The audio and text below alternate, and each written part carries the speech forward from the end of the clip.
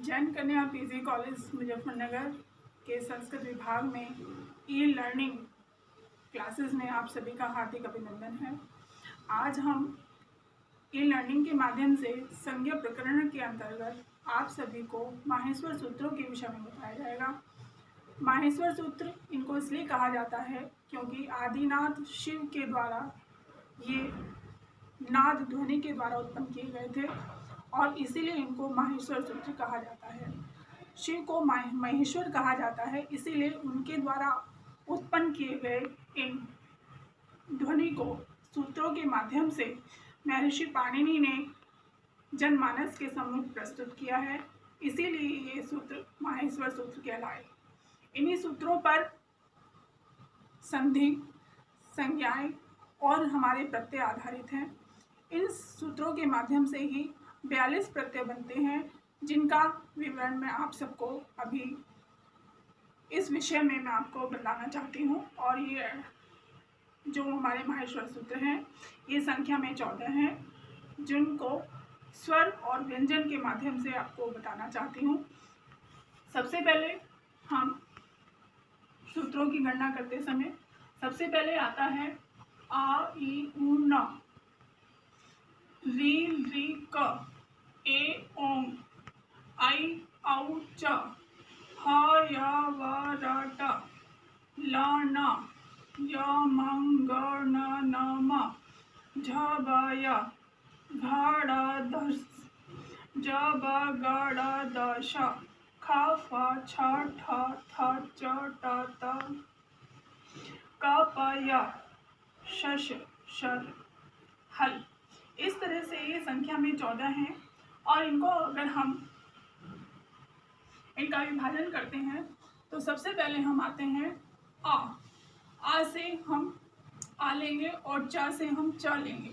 इस तरह से ये अच प्रत्याहार बन जाता है।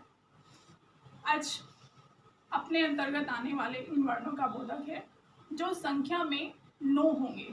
आ ई उ, री री, ए औ, आई औ।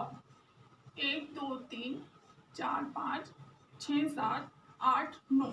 इस तरह से जो 9 संख्या है वो अच कहलाते हैं और अचों को हम स्वर कहते हैं।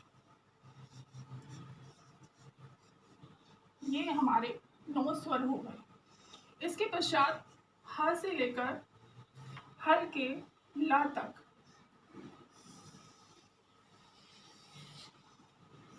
ये हमारे सारे हल हैं। हल कहते हैं व्यंजन को। इस तरह से ये हमारे हायावृत से हमने ह लिया और हल से हमने ला लिया और इस तरह से ये हल बन जाता है और हल कहते हैं व्यंजन। इस तरह से ये हमारे व्यंजन हो जाते हैं।